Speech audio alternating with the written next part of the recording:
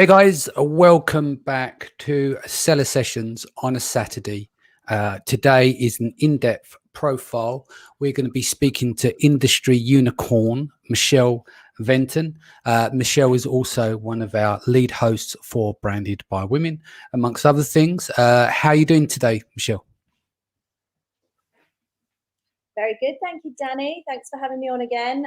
Yeah, fine. It's a beautiful day here. I've already been down the beach for my legal walk. So yeah, feeling good. When you say legal, how legal is that? It's good because it's my local. I live close to the beach. So I would usually go for a walk down the beach. So it's, yeah. Excellent. I call that legal. Cool. Right. So let's get into it. I want to take it way back to your childhood. Give me your earliest memory of inspiration in terms of entrepreneurship. I know we're going back young, but is there anything there that led you that wanted to be an entrepreneur at an early age? You know, it doesn't go back too far into my childhood. I don't remember anything from being, a toddler or a really young child, but I just remember watching my dad. My dad had a very, very humble beginning, no money, no education, in the fostering system for most of his childhood. So watching him come out of corporate life, which he did quite successfully, and then start his own business, and being involved, watching him with that business from the very moment it started right up until the point that they sold it. I think that for me is probably, where I can track that back to. Okay, so obviously we're going to move to the peak of the story in a little while about selling and where you are with things. But are you saying back then, so he was in corporate, he started his own business and he exited his own business? Yeah, so my father was in the hotel industry. I was really lucky to be born in Bermuda. So all my childhood was on this glorious island. I don't think I wore a full set of clothes till I was probably about 5 years old. And he worked in the hotel industry. But then when things started to change in that environment, he actually relocated to southern Spain with his new partner.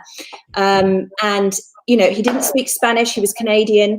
They had some modest savings, but he had to create a new life for them then, having, really the challenge was really high. And they literally just spent some time in the area, looking around them, trying to find out opportunities. They tried one or two things with moderate success and some failures. And, I say failures, they learned from them. And then eventually they started to grow a very successful business over there. And I used to go over as a teenager and spend my holidays over there and help them out with the business. I remember sitting with one of those stamps, and we call them facturas. They're like invoices, and just stamping all of the invoices, thousands of the things. That's how I, would earn some pocket money. Or they were in a wholesale and distribution industry. So getting all the goods into the warehouse and repackaging them. I just loved all of that. It's what I call raw business. Yeah. Seeing the goods arrive on pallets and putting them into the warehouse and then getting them out again and going out with the delivery drivers. I just loved it. So you were exposed quite young in that sense. So you saw real, like raw, what's the word for it? Like a service-based business. So you were obviously stamping invoices and stuff like that. But back then, if you can picture it, what do you think was the key component there? Like, I know that you enjoyed it, but what did you enjoy about it? Because stamping invoices, that doesn't sound fun, but you found it fun. So where was the connection there? Probably at the time I didn't find it fun. It was just the only way I was going to earn enough pocket money to go out with my mates in the evening. But yeah, in retrospect, it was good. I think what I loved about it was knowing that it didn't have a finite end. It started small and it kept getting bigger and bigger. And every time I went over for the next holiday, it was bigger. They had more clients. The warehouse had doubled in floor space. So I think that what excited me about it was the journey of not knowing where it was going to end. And what you were, and knowing you were building something. It wasn't the same as going into work and, making sure you were the first car in the car park and the last car to leave, and knowing that, what money you were going to get in your pay packet at the end of the month. It just had more. And what you put in was exponential to what you put out. You could just grow it. And I think that's what I loved about it. Yeah, that makes sense. I've got to say some quick hellos to people here. Joe Cumberbatch, you obviously, Joe, don't you? Love Michele Venton, such an inspiration. Yelchin says, hello, nice to see you again. Thank you. Juan says, hey, Danny, good to see you again. Thanks, mate. Saibi, good afternoon, guys. Hot off the back of yesterday's session as I couldn't listen live. A must for those who haven't heard it. Thanks again, Danny, for the awesome work and commitment. Let's have a look who's in the feed here. Peter Luxembourg is here. Don's here as well. Mark Steer. Frank is joined the feed as well. Consta is here. Leran Hirschkorn, he'll be on tomorrow. How you doing, Leran? Megla, of course, is here. Cindy is here. Andrew Kramer. Abigail is saying a quick hello as well. So, okay, so next stage for you. So can we put a bit of a timeline on it? How old were you when you were stamping the invoices, etc.? About 14. Okay, so was there anything prior to that, or it all started when you was... No, I mean, I used to love, you know, in Bermuda as a child, my father was one of the top managers of the hotel, and I'd strut around probably in a very bratty way, knowing that my dad was quite high up. But I enjoyed that. I enjoyed being part of the business even then, you know, and watching what was going on or going in with my dad early on a morning shift or late on a night shift. And I just enjoyed the, you know, the atmosphere of it. Yeah, no, that makes sense. So who would you say is your inspiration at that age? Gosh, at that age, it probably just was my dad, watching him go off to work in a suit and tie every morning. You know, I just thought that was great. What did he do, and what was, you know, it just looked so important, and yeah, and kept a lovely roof over our head and an amazing lifestyle in Bermuda. So for me, it was my biggest inspiration, really. So would you say... It's a shame because my mother probably wasn't my inspiration, but she was the one probably doing equally as hard work, keeping everything going at home. But at that age, you don't see that. Yeah. So were you like were you a daddy's girl back then, or was it your dad was always out working and you see what he did and you knew what he was trying to do and, you know, build some? Yeah, I don't think I was a daddy's girl. He worked a lot. I mean, like you said, he came from a very, very humble background. You know, he was orphaned at a very young age and in the foster care system in Canada. He really had a terrible childhood. Yeah. So his whole focus for his whole life was work, was that survival and that building up. So as a child, I mean, if you look back retrospectively, he probably was quite absent because he was so focused on work. Now, obviously, I see why. And at the time, it didn't, you know, I didn't really notice it. But looking back, it was probably not like the dads of today who are hands-on and doing. I think the story goes, when my mother went into labor with myself or my brother, she was dropped off at the hospital doors, you know, go in and call me when you're done kind of thing. It was like that in those days. So nothing like we have the father roles today. But yeah, that's just how it was. And actually, you know, there's a lot. Well, when you said back in those days, you never asked a woman her age. So we're not going to put a timeline against that at all. The early 70s. Yeah. We survived the 70s with, no parental supervision. Yeah. Okay. So we're at age 14. So when did you, back then, you know, we're of a similar age. You left school 16, 17, didn't you? Went on to college, or what did you do? You went 14, you're working with a family business, etc.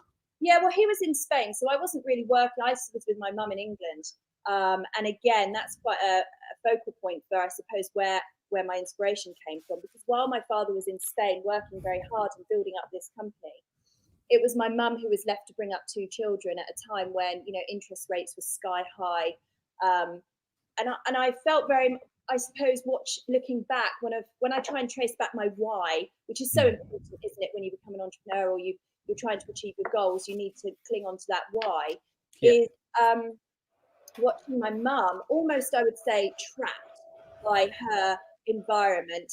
You know, you've got two children to support, you're a single mum, interest rates are high, you have to get, you know, any job that will pay the bills. I remember my mum would go out to work, she'd walk 45 minutes home to feed the dog at lunchtime and then walk back to work.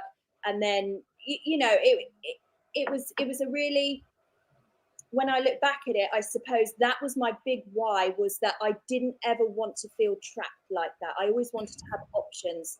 She was a great mum. She did everything she possibly could, but without a doubt, she was trapped. You have no personal goals, or, you know, the opportunities just weren't there. And I think I really, really cling on to that, as we have so many opportunities. You know, in this day and age where we are, huge amount of opportunities that weren't available then. And I think that was always a really big driving force for me was not to allow myself to get trapped, whether that was financially or environmentally.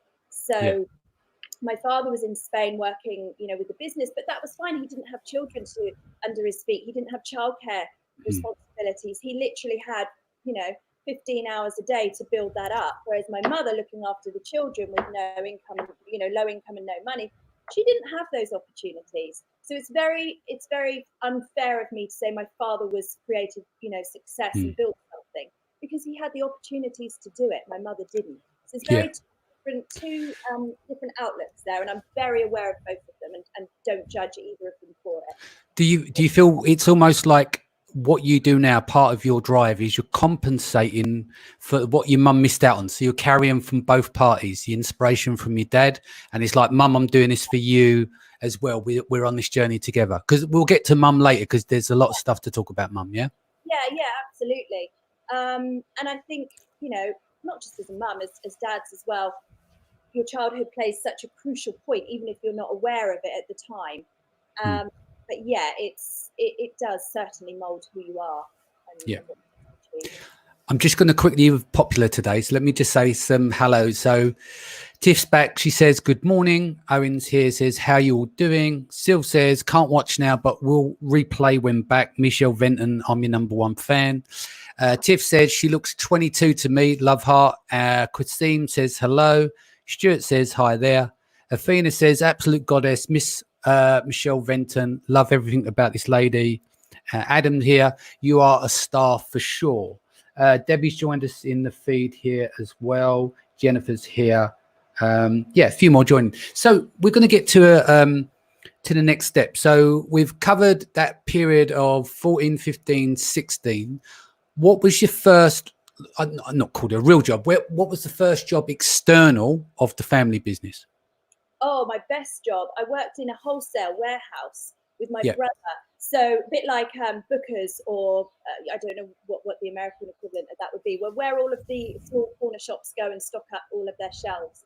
And I loved that job. It was such a raw business model. So you had all the small shops coming in, from your corner shop to your off license, to your restaurants, to your cafes, and they would come in and they would buy all of their stock that they needed for that week or however, and you'd chat to them. I was always on the till, so it was really fast. I could remember every single code. So 46321 was a packet of toilet rolls, and 29685 was Walker's crisps. So it was a bit stereotypical that the lads there, my brother included, had to lift all of the boxes from trolley to trolley, and the girls would all be on the tills typing in their numbers really fast.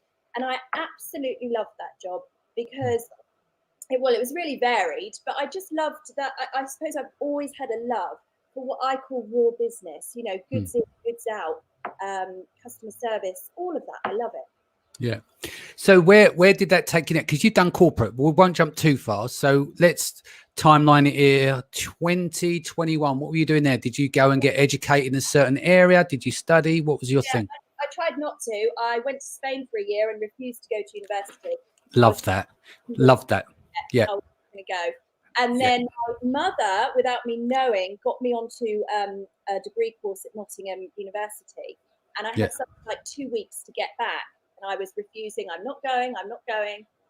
And in the end, my father put me on one of his delivery trucks. I remember getting in this truck with some Scouser. He was a driver. And he was going back to the UK, and got me lift on this truck. And I spent about 3 days in this truck with this guy coming back to England, because I'd been summoned home to go to university. And that in itself was an amazing experience. The trucking life. I remember getting on the truckline ferry and sitting with all these truckers. I mean, today you would never do that to your child. Put them on a truck with some guy. You would never do that. But in those days, fine. I'll hitch a ride on this truck. So I did. I remember coming back off Poole Ferry in south of England, and my mum sort of pulling me off and sending me off to university. So I was reluctantly sent off to university, but it turned out to be amazing. Oh, right. So you did embrace it. Like, you sound to me like your own mind, right? So I had the impression that you would have gone in one day and dumped it, but you stayed because you liked it. So let me ask this.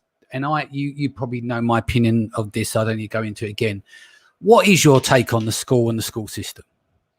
Is it a waste of time or not? No, I don't think it is. I don't panic if my children aren't academic. If I've got one, my son is hugely academic. You know, he scares me. And my daughter's much more like me. She'll work hard. She's quite studious, but she's more interested in color coding all of her things on her desk and having lots of files. But it doesn't worry me one bit if they're not academic, because I've been exposed to this environment. If I hadn't been exposed to this environment, perhaps I wouldn't be so relaxed in my thinking, because it's drummed into you, isn't it? When you say this environment, you're talking about working for yourself, entrepreneurial environment. Yeah. Absolutely. You know, you can learn in any way that suits you these days. You can be homeschooled, you can learn from having a mentor, you can buy a course. You do not have to go down the traditional university route. But what I would say is that if you do, it just gives you a safety net. Structure.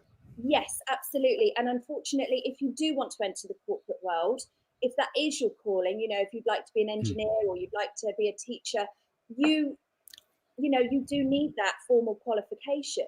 So I'm not anti it and I'm not for it. I think it's completely dependent on the person, on their learning style, on their characteristics. But also for me, university was more than just an education. And when I went to university, it was free. So I was more there for the social. I just happened to come away with a really good degree.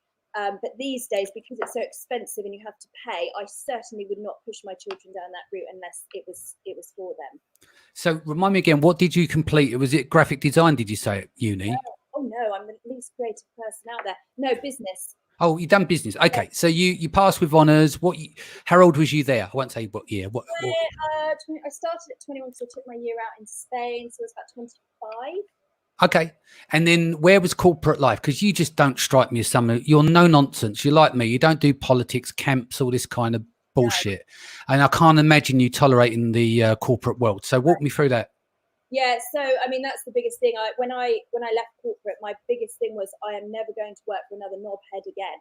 You know, I just can't stand it, being told what to do every day by somebody you have no respect for. It was really hard. So anyway, so I went to university, and then I moved to London, as most, you know, all my friends were doing. And my now husband and I, my boyfriend at the time, I've been with him since I was about 21.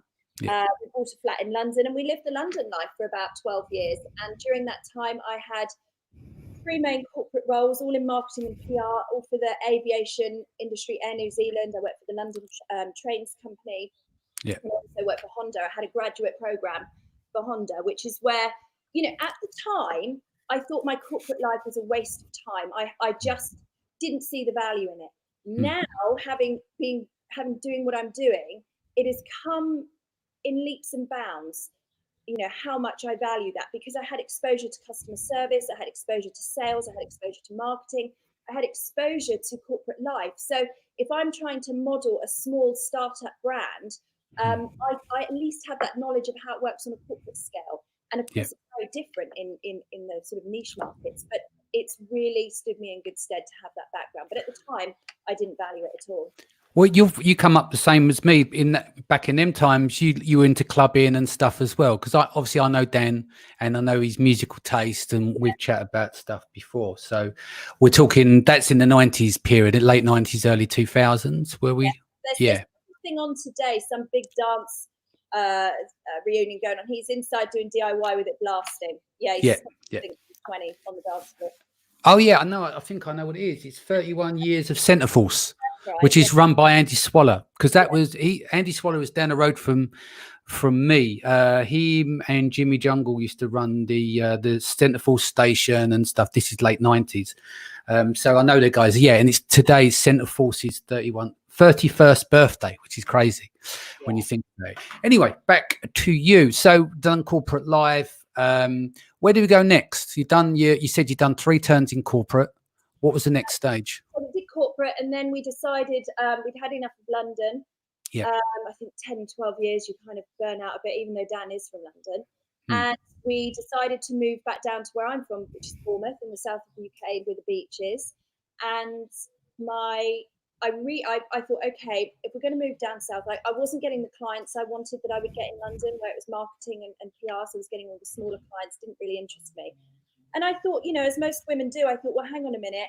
You know, kids were starting to come into our thoughts, and I wanted to have a job that was friendly with children. So I had an aha moment, because my husband's been a teacher, bless him, for 20 odd years. I had an aha moment that I would retrain to be a business studies teacher, because how hard could that be?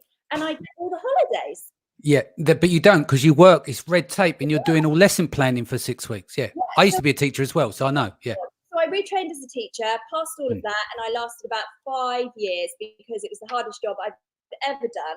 Yeah. And yeah, never going to do that again. It just, and that was when, so I did that, and then on maternity, and then I obviously got pregnant with our first child, and it was then that I thought, I can't go back to teaching or corporate, and that's where things started to change. Okay, so this, now we come out of the day job, the regular paycheck at the end of the month. Talk to me about having young children and then building your first business from there. Yeah, so again, I have one of those aha moments. You know, you're on maternity leave, and I thought, right, I'm off the treadmill. I've got 9 months of maternity leave. I'm off the treadmill. I have got to do something. I've got to use this time wisely to get something started, so I do not have to go back after maternity leave. Because again, how hard can that be when you've got a newborn baby? It'll be fine, honestly. So I remember being on maternity leave and thinking really hard, what can I do? What can I do?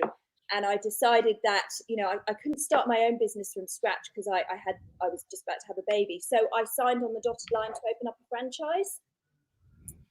And there is a picture of me in the local press opening up my franchise with my son on my hip, who must have been about 4 or 5 months old, because I was the woman that thought, how hard can it be to open a business and have a baby at the same time?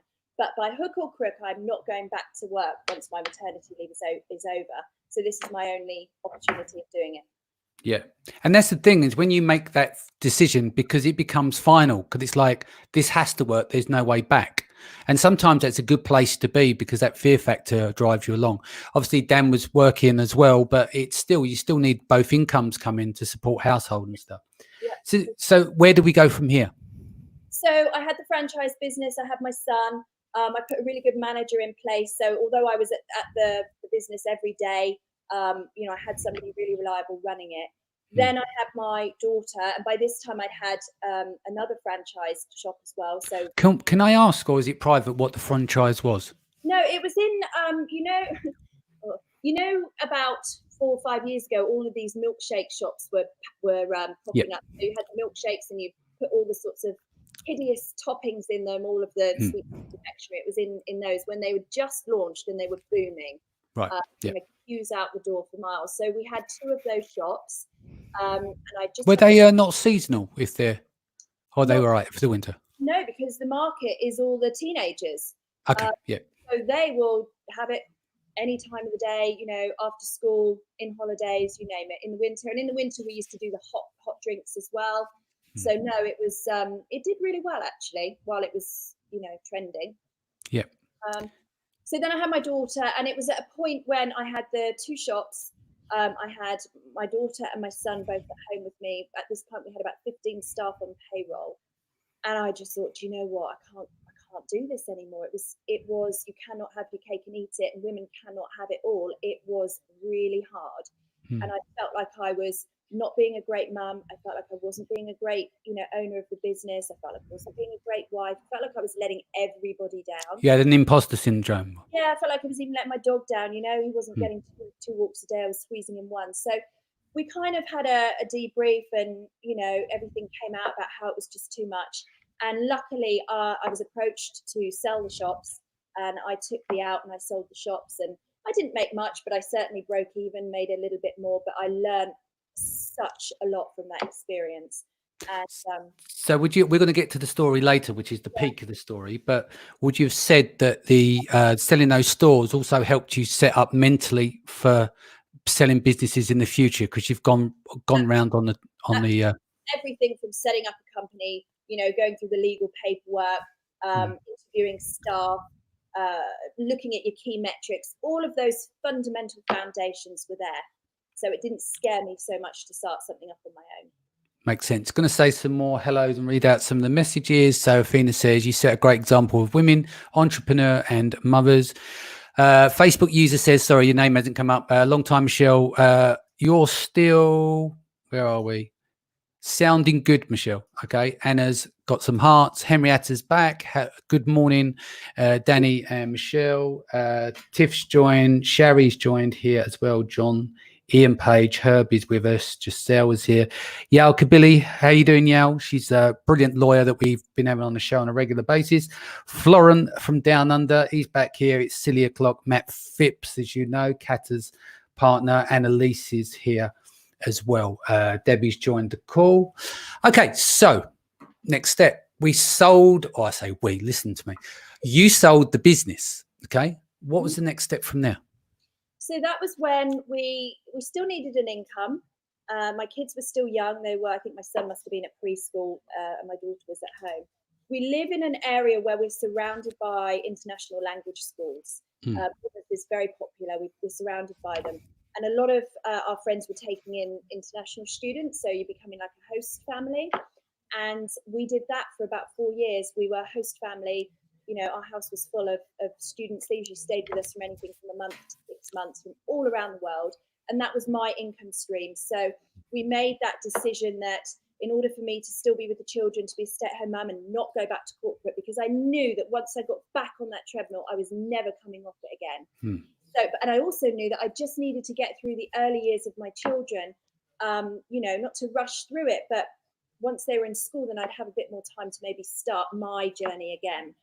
But at that time, it was, you know, I was a mum first and foremost. So we had international students in, you know, we would be cooking for them, cleaning for them. But on the whole, they were all lovely. I'm still friends with many of them. You know, I get invited all around the world to go and see them. And my kids have great memories of having them in the house. So that was our money gap, really, to bring in that second income while allowing me to still be at home. Yeah. Okay, so then we moved from there. You got things settled, germination of ideas. What was the next steps for you from there? So I knew what the biggest takeaway from having the shops was that I didn't want to do retail again. The overheads are a killer. I don't have anyone makes money in retail by the time you've paid your, you know, your rent and your taxes and your wages. And I just don't know how anyone can make money in retail. So that was my biggest takeout. I did not want to do retail. However, I absolutely loved the idea of owning my own brand. Every time I would open up, I don't read magazines anymore, but if you'd ever open up one of these house magazines, home magazines, there are always these stories about these mums that have created a business and owned a brand. Actually, now in hindsight, you look back at them, they probably, you know, weren't really an established brand, but they made it sound so great. And I just always had this passion for owning a brand and building a brand that I was really proud of. And I knew that's what I wanted to do. And I had this idea that it was a particular type of dress that I wanted to design. And I'm not really into fashion, so I don't know where this came from, but I was convinced there was a market for it. I was convinced that there was an audience I could tap into, and this is what I was going to do.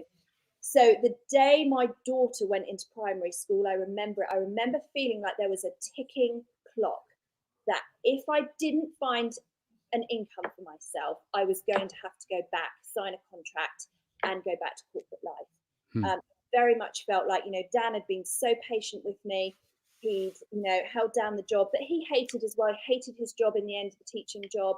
And he allowed me to sort of stay at home with the kids. And we had international students in his house as well. He didn't have to do that. He could have sent me out to work. And I very much felt like if I didn't make this work within that first year of my children being at school, we'd have no option. But you know, there's two commonalities there. You set yourself up for both of those times. It's shit or bust. This is what we're going all in. And that's good. That's that mentality. Maybe it wouldn't have been like that, but you set the bar to be that way as well, which is a good thing. With all my heart, I did not want to get back in that rat race. I just didn't.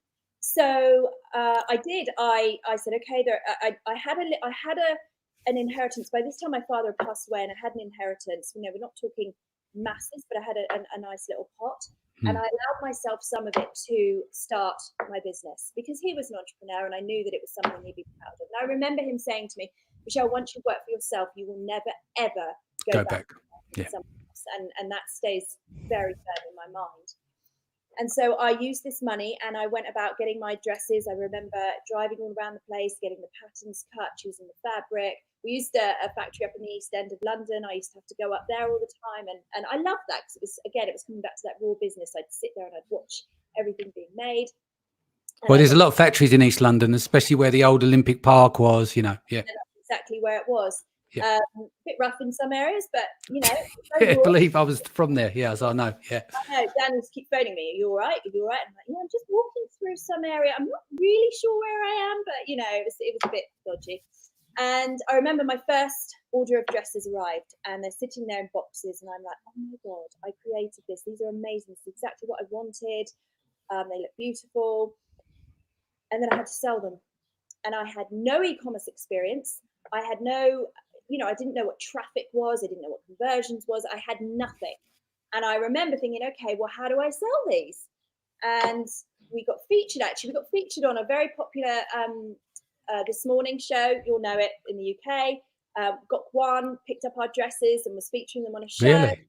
Excellent. Yeah, amazing. And but I still couldn't sell the dresses. We had no outlay. So I tried a few different things, and in the end, I put the dresses on Amazon. And Right. that's where the Amazon story started, because I created this range of dresses that I loved. It was in line with my brand. I knew there was an audience for it. We got the press coverage, couldn't sell the damn things, and I put them on Amazon. And then, so we're okay. So is this the start of Amazon, or did we go off there, or is this the start of the big journey that we're getting to the peak of the story for? Okay, so you started with the dresses. We know that in that world there's a lot of returns, variations to deal with, etc. So how did that fare? So I was selling on Amazon, and in those days, just opened up a Seller Central account. There was none of this ID verification. It was just, it was just not the market. But I remember seeing our dresses on and thinking, why are we on page 100? Why are these dresses on page 1 and they're awful? I knew there was something that I wasn't getting, and from that moment I was fascinated. I was like, I'm on Amazon. There are people that want to buy, but how do I get my products on page 1? And I knew instantly that there was more to this game than met the eye. But I hadn't come through a course. I didn't know anything about Amazon, didn't know anything about this world that we all now occupy. It was literally, I put them on Amazon and thought, oh, now I need to learn more because I don't know how to play this game. But effectively, back then on Amazon, was it the same for you? Because I don't know about that category at all. Hands up. It almost like products floated to the top of Amazon. Was that the case for you? Because obviously it's a whole different world now. But I still didn't even know about keyword importance. Yeah, I didn't know about, any of that. And those were days where everyone was keyword stuffing. Right. But I didn't know. I just wrote a lovely listing that I thought sounded great, for me. And I didn't know about anything. So no, we definitely didn't float to the top, especially in clothing. Were you, what year was this? 2014, 13? Yeah. Yeah. And this is pre or post ASM? This is pre-ASM. Okay. So let's carry on the story from here. Let's just keep the timeline going right up to 2020. My brother knew what I was doing, and he works in the financial services, and he came to me one day and said, do you know a client in today, Michelle? Really interesting. But she came in with a massive pot of money to invest, and she made it on Amazon. And I said, well, what do you mean? He said, well, she sold her business. She had an Amazon business selling, just random stuff. And, he told me what she sold it for, which was, a 7-figure sum. And I said, oh my God. I said, can you please ask her how she did this? How did she learn about Amazon? I don't know why I didn't even YouTube it. If you YouTube Amazon FBA now, you'd be inundated with courses and get rich quick and everything. I didn't even do that. And so he went away, asked her, and he literally sent me a text. He said, ASM. I went, okay, looked it up. She didn't do an affiliate link. She didn't do me a sale. She just said all it was she went through a course called ASM. And I remember Dan and I looking at it, and I think it had a price tag of around about $5,000. And this time, of course, being in this industry now, as you know, come and join this, mastermind, $15,000 and do this. But at the time, it was like $5,000. Are you joking? To learn something, this is crazy. But anyway, I remember we were in bed. It was about 10 o'clock at night, and the doors were open, or however it worked then, and we just pressed buy. And I remember us thinking, oh my God, we've just spent $5,000 on. And then the next day he was offering a discount code with 50% off. No, I'm joking. Yeah. So how did that go? So you went on the course, that opened your eyes. Yeah. Yeah. And it was very much the intention that we would both do it, because Dan's nature is very much a trader. He loves buying and selling. He's always flogging an old car, and he's very London in that, he's very much a trader, and I'm not. I hate selling. I'm the worst salesperson out there. So we sort of thought it would appeal to him as well. But obviously holding down a full-time job, he couldn't get into it as much as I did. And I just loved it. I got stuck into the course. I did everything they said. And I soon realized that at the time, you know, they were saying very, very much, do not go into fashion, do not go into clothing, the terms and sizes and the variations. So I knew very quickly that, okay, if I'm going to do this, and I love the sound of this, I've got to move away from the dresses. So I liquidated the stock, and I started again and followed everything that I was taught on ASM. Yeah. And then, so where do we go from here? Obviously we won't go into products and stuff, but you finished the course, you liquidated the stock. What was the next step? And then you got out of fashion. So, you know, I did what everyone does. You're trying to find products to sell following the ASM criteria. Yeah. Jungle Scout, you doing that. Yeah. Under £1 and, you know, this price point, all of that, following the BSR, using all of these different methods.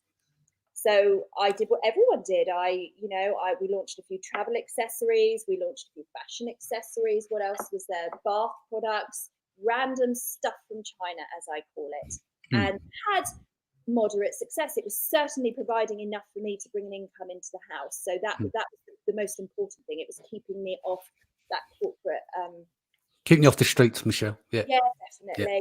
And so I just learned my craft. That's what I spent 18 months learning my trade, learning Amazon as a sales platform, going through the pain that we all go through with Seller Central, going through product selection, understanding the sourcing, understanding the shipping, understanding everything.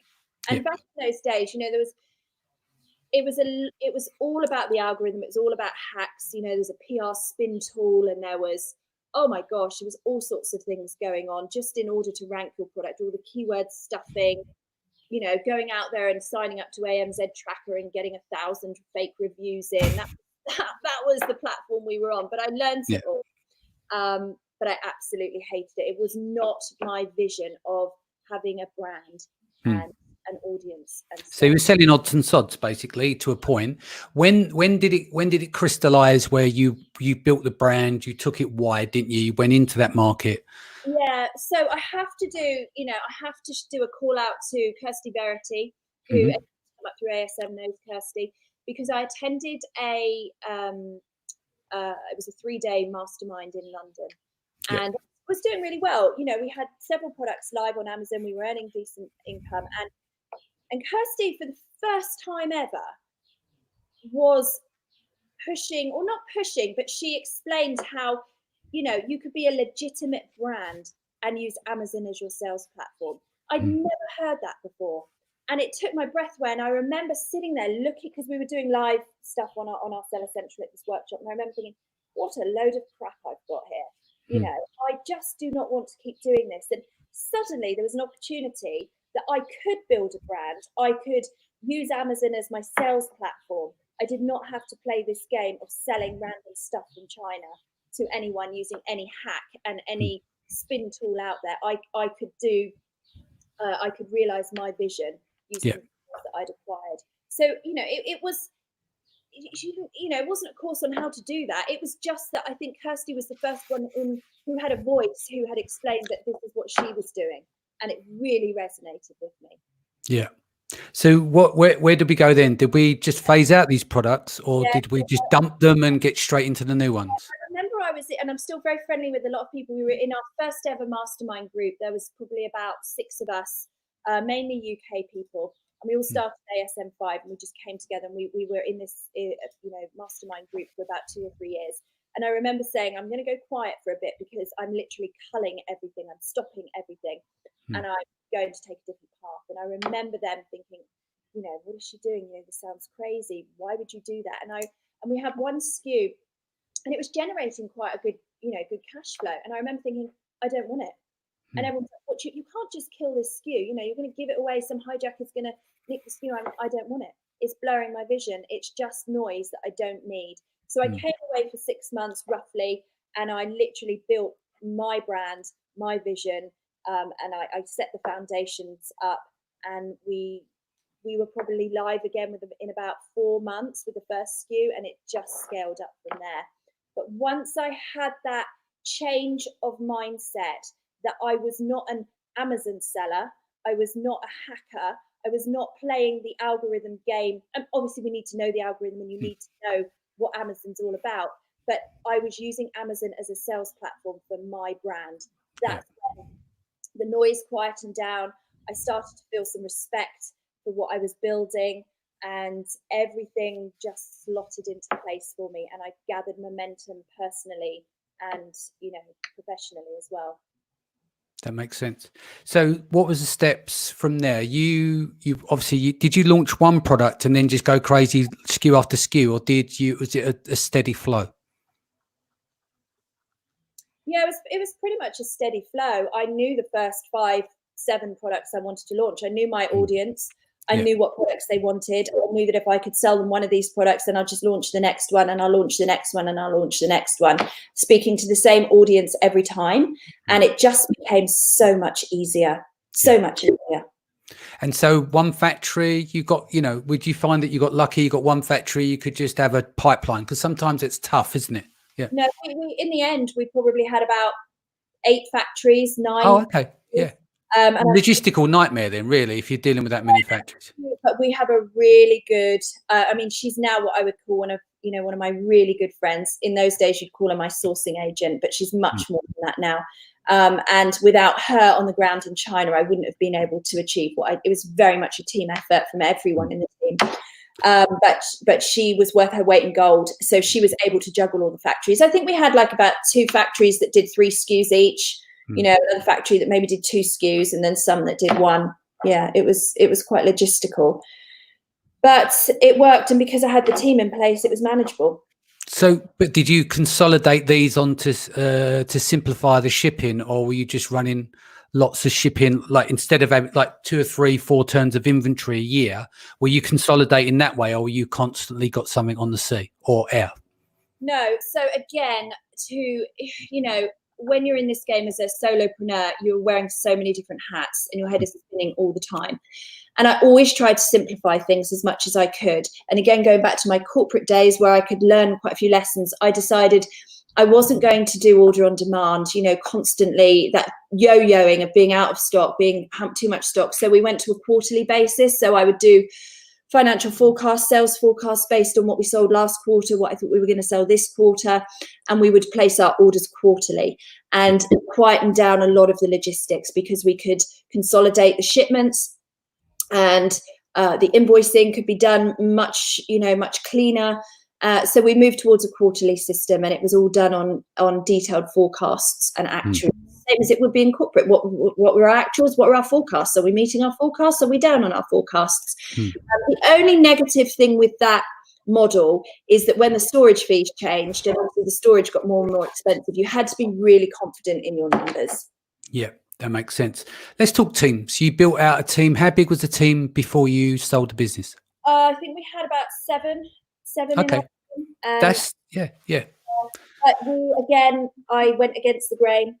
I stopped using, $5 an hour VAs in the Philippines or wherever. I never subscribed to that theory. I wanted to I didn't mind paying, obviously once you can, I didn't use $5 an hour VAs when I had to. When you're scaling, you need to scale with your team as well. So I employed locally or in the mums, wasn't it? Yeah.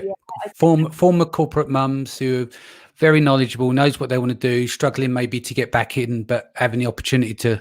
Yeah. Because let's face it, at the time when I was desperate not to go back to corporate life, I would have jumped at the chance to have a job where I could work from home, use my skill set, flexible hours, grow with a startup company. Oh my God, I would have jumped at that. And I knew that there were thousands of other mums in that position. All the mums, as soon as their children start to get into year 1, year 2, and that pressure of going back to work hits, and some of them are desperate to go back to work. That's great. That's brilliant.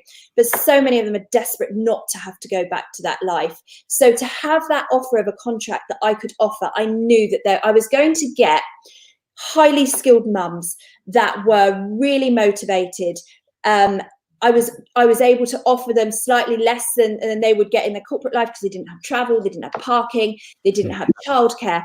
And once you got one, they stick with you. And my God, they thrive because they just can't believe that they've got an opportunity like that. So that was definitely my strategy. I reached out to my network. Most of my best hires have come from Facebook, friends of friends. And it worked really well. So our team were predominantly mums. I think Dan was the only guy on the team in the end. All mums. We really offered flexible working to a degree, and they just came through for us in leaps and bounds. So give me the team structure. What was play by play? What did you have? What was your infrastructure for the business? Because you grew it to a large turnover, but we won't go into the numbers. But yeah, my corporate background, I knew what a team looked like. So we obviously had the accounts and we had the operations, which was in China, the sourcing team in China.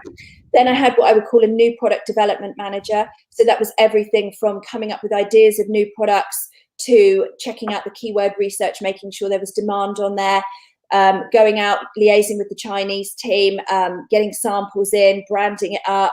So that role there was very much in charge of new product development, everything from coming up for the ideas, influenced by other people in the team or wherever it was coming from, and driving those through, everything from the point of brief and the research, all the data, through to the product arriving in FBA.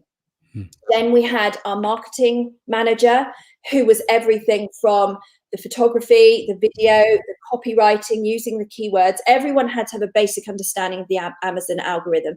Everybody in the team had to know the importance of keyword research, had to know what traffic was, had to know what conversions was, had to know about A+ content. Everybody had to have an idea of the sales platform. Couldn't just be so micro in their own world. So that marketing manager would handle ManyChat. We were very active on ManyChat. We started ManyChat, before it became a buzzword. So the marketing manager was responsible for everything you would see on Amazon and liaising with our audience on social media as well.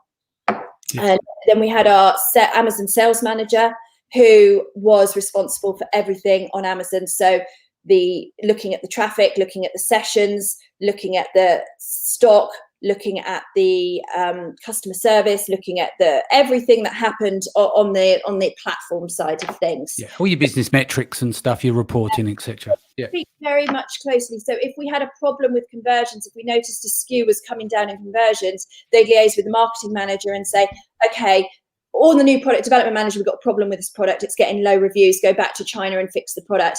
Or if we were getting low conversions because our listing looked rubbish, they'd go to the marketing manager and say, shoot some new photos. We're competing with somebody who's done a lovely photo shoot over here. Or, so they would all talk to each other. And then we had Dan, who, and I have to say, probably the thing I'm most proud of with this whole journey is that I was able to get my husband out of teaching after 21 years, when I swear to God, he probably had another 24 months in him before he was going to die of a heart attack and stress. And that is not an over-exaggeration. The poor guy, he loved teaching. He went into teaching. He was truly born to teach. He was a brilliant teacher, but that industry sucked the life out of him. Politics all suck you dry. Yeah, absolutely. Downstairs at about 2 a.m. I found him with his head in his hands at his laptop. He had a pint of Stella in one corner and a black coffee in the other, and he was broken. And I said to him, and my cousin actually, who's a little bit older than me, he said, Michelle, you have to make a change here or this guy is not going to survive, because he was in the mid-50s and he was seeing men of his age, starting to have all sorts of problems mentally and physically. So I said to him that morning, I said, right, go in and hand in your notice. And he was like, no, we can't. Because when you're in that corporate life, you're so fearful of stepping off. You're so fearful of coming off that, you're just drummed into you that you need that paycheck at the end of every month. So I was very forceful. And I swear to God, he is now the fittest, healthiest guy I know. He runs marathons and he loves life. He's found he's found his calling. But don't forget, like you said, is in the early days when he probably hated his job and supporting you when you got the business off, and it was your turn. You're in your head is like, okay, because at the end of the day, at home, it really does matter having tranquility at home, and if you've got the opportunity to do that, it's immeasurable. Yeah, totally. So even though I've had a really big exit and it's been wonderful, I would have to say the thing I'm most proud of is being able to give him that out. And so coming back to what his role was, I sort of thought, well, you have to learn from the ground running. And if you're going to learn from the ground running in the Amazon game, mate, you're on the phone to Seller Central, you know. Yeah. Oh, you give him all the nice jobs then, yeah? He was really good at it because he's a real dealer and it's in his nature. He was really good. He'd get all the problems fixed and he was just relentless. He was, you know, so he was part of the team in that respect. He was sort of like my henchman, my problem solver. And he was really good at that. So he was on the team as well. So we had marketing, we had the sales, we had the new product development, we had the Seller Central. We also had what I would call our European marketplace managers. So we had a lady who spoke Spanish, a lady who spoke German, and a lady who spoke Italian. And between them, they would handle all of the European marketplaces as well. And then we had our China team and we had our accountants as well. So that pretty much everybody worked together, and we had I used ClickUp in the end. We used Trello and we used Asana. We used ClickUp towards the end, and it was fantastic because it brought the whole team together. I remember you integrating it a couple of years ago, or 3 years ago. Yeah. It was hard. I wanted to throw the computer out the window when I was learning it, but it was a game changer because everybody was on the same platform. And like I say, if there was a problem with sessions or traffic, then we knew we had a ranking problem. So we'd hit the ManyChat list. If we had a problem with conversion, we'd either go back to new product development or we'd go to the marketing manager and fix that. So we're very focused on our key metrics and taking the actions that we needed to take as a team. Yeah, that makes sense. Let's talk mum. My mum. Yeah, you've on top of all that, you've had to take care of mum as well, haven't you? Yeah, my mum developed Alzheimer's about six years ago, and she lives with me. I'm very fortunate in that her disease has been very slow moving. Physically, she's fine, apart from she's had a few falls and broken a few bones. But mentally, yes, she struggles a lot, which, you know, my kids are brilliant with. We have a laugh sometimes about it, but without a doubt, it's present in our lives for sure. But, you know, I keep thinking, well, hopefully I'm demonstrating to my children how you look after your parents when they're older, and hopefully they're not going to stick me in some home and I'm modeling that they're going to look after me when something happens to me. So, yeah. Okay, so we've covered the team and stuff. When was the time you thought was right? Okay, I'm ready to sell, because you have to make a fundamental decision to go through that pain again. Where were we in the process when that was happening? So I was, every single year we grew, the cash flow pressure just got more and more intense. Every time we approached a Q4 or a key season, the cash flow burden was getting more and more intense. And I remember I was having a conversation with Raman, actually Kian's brother, in China. We were sat down having a coffee, and, you know, he's very experienced in business, more in the traditional business. And we were talking about this, and he said, yes, but you know, Michelle, that problem is never going to go away. That problem is only going to double every year. And I thought, oh my God, I think I'd only just placed my orders for the coming season. And I just thought, oh my God. And you've got to start thinking about it. You get through Q4 and you're thinking about it in February. And so it was at that point that I realized that the business had scaled to an extent that it exceeded my capital that I had, and I needed to take some action. So that's when I started to think, okay, I am professionally fulfilled. I am personally fulfilled. I'm financially fulfilled. I don't think I have anything left to prove to myself or anyone in this game. And I just realized that it was an opportune time to exit. And this was when exits were starting to get traction and FBA businesses were starting to sell. And we were hearing all of these numbers floating around. And it wasn't just a hack game anymore. It was a credible business and exit scenario. Yeah. And so obviously you exited because we had a good chat in the hallway in China, or was it China Magic last year? You'd just gone through. I'm saying, what's next? You're like, give me a break. I need to rest. So we're talking October last year. From October working back, how long was the process of getting everything ready? You know, did you have to switch account into accrual, etc., or you were in place? Scott Deep, so Northbound Group. So he's a consultant that can come in and help you, you know, package up your business ready to sell. And I've known Scott for a few years anyway. Great guy. In this game, when you find somebody you trust and respect, you cling on to them. So he was very good. He helped me structure it all. I was not skilled in this area. You know, I've done cash flow forecasts, I've done balance sheets, I've done everything, you know, in the degree and in this world. But when it comes to exiting a business, it's a different ballgame. So we used him, and we spent probably about 3 or 4 months packaging everything up. Luckily, my accounts were in good stead anyway. I had all the data because I'm quite an organized person. And then we were approached for the sale. So it probably happened about 6 months, 8 months before I was planning on it happening. And it went through really quickly. Actually, it was quite a quick purchase. I think it went through in about 8 weeks. So 8 weeks, that's really good. But yeah. obviously so would you say a part of this is because you've already previously sold a business, even though you didn't know the Amazon industry, even though you brought in Scott, who's brilliant at what he does, you kind of had a handle on a lot of stuff, because a lot of people can take a year. They've got to go back and do everything from. We were approached, and the buyer was really motivated and very experienced and knew what he wanted. And so the momentum was there. And I think it was just, and yeah, it was just full steam ahead really from both parties. But what I would say is, it's a bit like buying a house or going through divorce. It's hugely emotional. It's hugely stressful. And to have someone like Scott holding my hand for the first time was invaluable. Brokers will do it as well. It depends if you get a good broker or how supportive. But for me, I'm really pleased that I had that. And next time I exit, do I need to have someone like that? Maybe not, but maybe I'll choose to make my life easier. I don't know. Well, obviously, you've had a life-changing experience with having the exit. Walk me through the emotion so people can picture it now. When that money was released from the escrow account and hit your account, talk me through that emotion. Nothing like you'd imagine, because it was oh my God, it was so not. I was in a hotel room in London. We just closed on the deal. I'm with the buyer, met for the first time. We'd flown over to London, and 2 hours after the money hadn't even arrived, but we closed and it was going to be wired. We hopped on a flight and flew to China together. So I wasn't with Dan, I wasn't with my family. Landed in China, checked the bank balance, money's in. I'm not with anyone. I didn't celebrate. I had no one. I'm in a hotel room on my own in China, and no one to celebrate with. It was all very surreal. And we just hit the ground running. We were up again the next morning with jet lag, going off to see some factories and flying internally in China.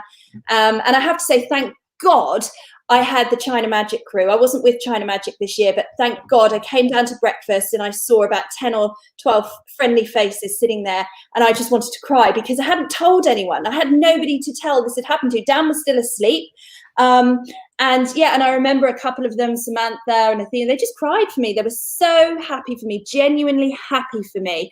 And that's how it happened. I was in China without any family, but luckily I had some friends there from the China Magic crew, but really hit the ground running. And then by the time I got home, it was about 3 weeks later. It was all a bit of an anticlimax. I don't think Dan and I have ever raised a glass for it, been out for a celebratory meal.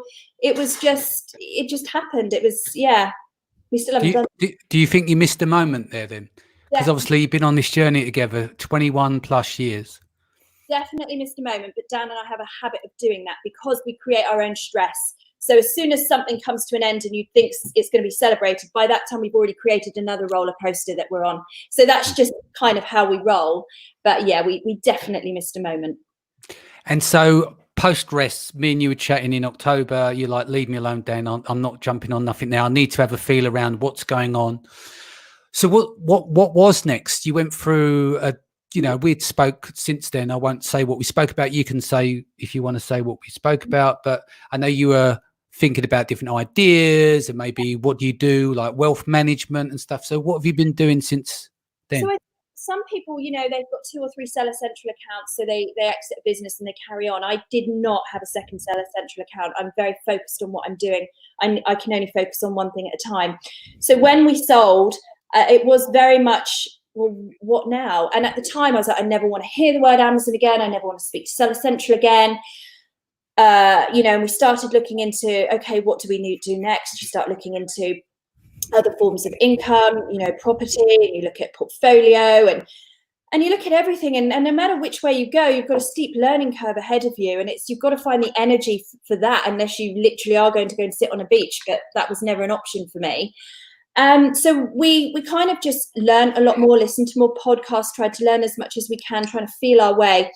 And I came to the conclusion that whilst I don't relish the thought of speaking to Seller Central again, I do love what we've created. I love the network. I love the opportunities. I think Amazon is going from strength to strength, as are other marketplaces. I loved being a brand owner.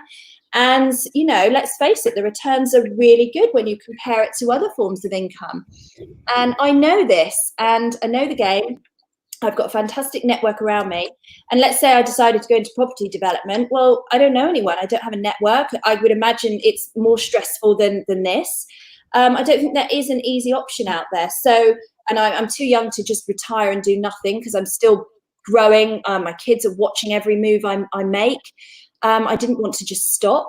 So yes, I came to the conclusion that, as well as doing some other, you know, investments here and there and learning a bit about other areas, I am going to launch another brand. And on that point there, I think this is where we close. To me, you're an inspiration, not for just women, but I think for everyone. You're a unicorn in industry. You're down to earth. You've achieved so much. And I think you're an inspiration to a lot of people. Thank you for being the host of our upcoming event as well, because I think you're going to really inspire a lot of women out there. So I asked this question the other day. I'm going to ask you again. How would you like to be remembered? Oh, God, yes, you did. That was an awful question. Do you know what? I don't have any great aspirations. I don't wish to be known by many people. If I was remembered for being a great mum who set my children up for a great future with options, if I was a good wife, if I was a good friend, I am more than happy with that. I think you're that and all above. Guys, if you want to grab a ticket for Branded by Women, I've just posted in there. Michele will be leading along the line alongside Athena and also Isabella. That comes up in 3 weeks' time. She's going to talk through her story through exiting the business as well. Michele, thank you so much today. I know we've been friends a long time, but it's lovely to hear your story and see the cycle being complete for you. I'm really proud of you. Thank you, and thank you so much, and thank you to everyone who knows me and supported me, whether it's a hug when I needed it or whether it's, you know, help with an issue I was facing. Just don't undervalue your network, because you need them. If you're going to go through, you know, what we're all going through, you need your network around you. And thank you too, Danny, for this Branded by Women. It's ironic that it's taken a man to get this started, but yeah, I'm just so grateful that you've recognised this and given us all the opportunity to have a voice. So thank you. You're welcome. My job is to build a platform. It's your job to inspire. So you can lead the line on that. And with that, we're going to sign off today. Thank you so much. I'll be back here 4 p.m. tomorrow. We'll be doing Mindset Sunday. We're going to be talking about law of attraction and paying it forward. So please join us then. Thank you for everyone who's enjoying. There's a lot of comments in here. Thank you guys for your regular signing in. I was going to say that we're going to announce the 50th show next week, but I fucked up the numbers and it's actually going to be 60. We've blasted past the 50 mark. So next Friday will be show number 60 in a row. So I'll get Michele back on then. Maybe she can celebrate with us. All right. But again, thank you guys. See you all later. Take care, Michele. Much love. Stay home. Stay safe.